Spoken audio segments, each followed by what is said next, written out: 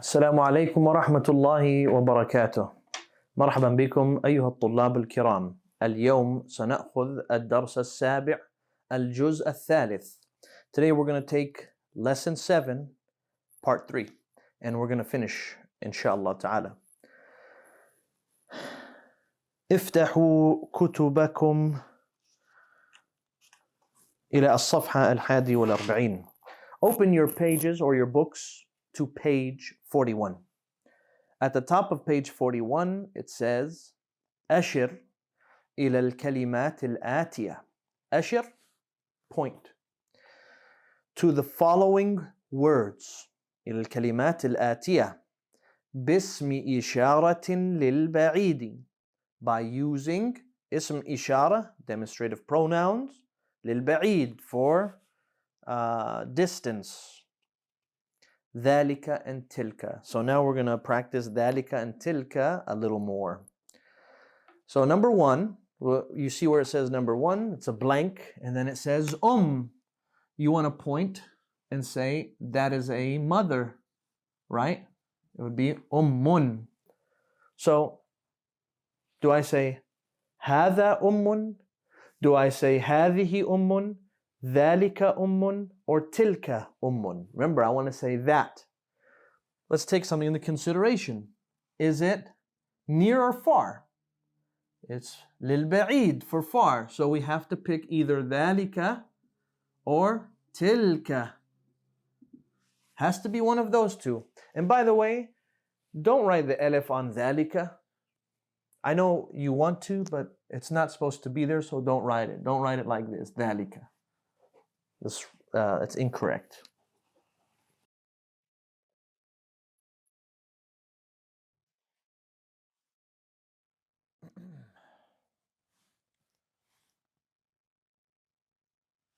ذلك. So, ذلك and tilka, is this masculine or feminine? Is this going to be Is it مذكر or مؤنث? Quite simple. Mother is مؤنث. So we're going to say tilka أم. That is a mother. You might say, well, you told us that feminine words are going to end in ta marbuta, like that. Well, obviously not all of them. Not all feminine words end with ta marbuta. Okay? But a lot of them will. Descriptions, however, if it's feminine, it will end in this. Descriptions, they will end in that if it's singular. Okay? Let's take the rest of them now. And all we have to do is just kind of go through them. And we don't need to write too much on the board unless there's something that needs us to do that. Number 2. أب. أب is مذكر. Do you say ذلك أب or do you say تلك أب? You would say ذلك أب because مذكر. السؤال الثالث. قلم. مذكر or مؤنث? مذكر. ماذا تقولون? What do you say? ذلك قلم. Number 4. السؤال الرابع. ملعقة. ملعقة. We see the ta مربوطة. معنات ذلك. It is مؤنث. If you see the ta مربوطة, it's a feminine word. So, do we use ذلك or تلك? تلك ملعقة. And we stated before, just like we did in the previous lessons, that words that begin with mim dhamma, like Muslim, mudarris, it's a person doing that action. What about when you get words that are mim kasra? ملعقة, mindil, mishat, minshar. What do they mean? Words that begin with mim kasra, they usually mean some kind of tool or object or item that you use for, a utensil, if you would, or something that you can use. That's what happens when you have a word that begins with mim kasra. And just for benefit sake, mim fatha will usually be a place. Like when you say masjid, it's a place. or where you do something. Like masjid is the place where you make sujood. Maktab, the place where you do your writing. Okay? And by the way, you will find words that break the rule like normal. And today is not the day to discuss that, but just know that that's the general rule for these. Mim dhamma is a person doing that action. Mim kasra is usually an item or an object that you use. And mim fatha is a place. Is usually a place.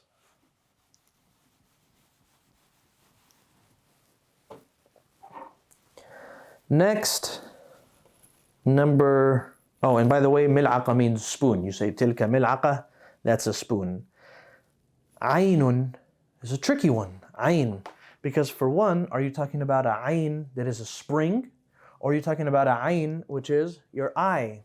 If you're talking about your eye, guess what you have to do? Aynun. We took a long time ago, before lesson 5, I believe, lesson 4 maybe, or 3, that when you talk about body parts, if you have 2 of those parts, like 2 hands or 2 feet, 2 eyes, it's mu'annath. So therefore, you're going to say tilka aynun. See, remember we said one of those words that doesn't have a ta marbuta at the end? This is the same. But we still use tilka because it is feminine. It doesn't always follow the rules. السؤال السادس ذلك حجر or تلك حجر. You say ذلك حجر. That is a rock. Number 7. السؤال السابع ذلك قميص or تلك قميص. You say ذلك قميص. That is a shirt. قدر. قدر is another one of those exceptional rules that doesn't end in ta marbuta, but it's still feminine. We said there are other words that do that as well, like ardun. Ardun is another word that doesn't follow that rule. Even though it doesn't end with ta marbuta, it will be treated as if it was feminine. So, what do you say knowing that? Do you say qidrun, it's a pot? Do you say ذلك قدر or تلك قدر? You say تلك قدر. السؤال التاسع, the 9th question. نافذة. ما معنى نافذة؟ معنى نافذة window. فماذا تقولون؟ تلك نافذة or ذلك نافذة. You say تلك نافذة. السؤال العاشر, 10th question. بقرة. What do you say? ماذا تقولون? What do you all say whenever I say ماذا تقولون? If I'm speaking to one, I'll say ماذا تقول? What do you say? تلك بقرة. The next word. السؤال الحادي عشر.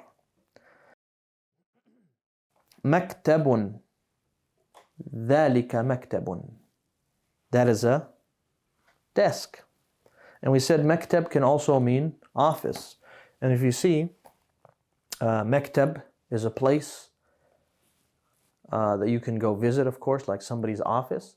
Or مكتب is a desk, what you write on. What happens both times is that's where the writing takes place. So therefore, it's given the title of a place.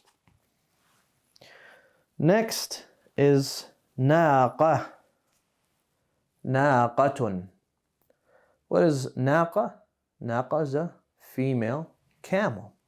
So we say تلك ناقة. السؤال الثالث عشر. The 13th question. ذلك مهندس. ذلك مهندس. That is an engineer. السؤال الرابع عشر. The 14th question. مؤذن. مذكر أو مؤنث. You say هو مذكر. ذلك مؤذن. Remember, مذكر means masculine and mu'annath means feminine. السؤال الخامس عشر ممرضة. You say تلك ممرضة. السؤال السادس عشر, the 16th, سرير. ذلك سرير, that is a bed. And for ممرضة, that is a nurse. السابع عشر حديقة. تلك حديقة, that is a garden.